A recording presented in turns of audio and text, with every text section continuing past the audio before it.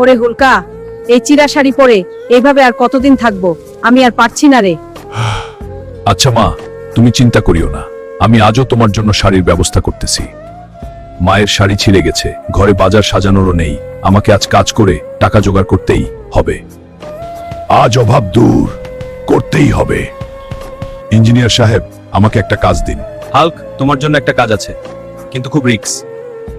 যত রিক্সের কাজই হোক না কেন, আমি করবই। আমাকে ঘরের অভাব দূর করতেই হবে।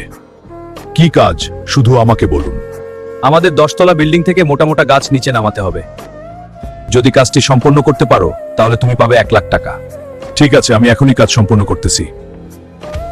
বন্ধুরা, তোমরা লাইক সাবস্ক্রাইব করে আমার শক্তি বাড়িয়ে দাও, যাতে আমি তাড়াতাড়ি কাজ সম্পন্ন করতে পারি। ইঞ্জিনিয়ার সাহেব, আমি কাজ সম্পন্ন করেছি। ঠিক আছে হাল্ক, এই নাও তোমার পরিশ্রমের টাকা।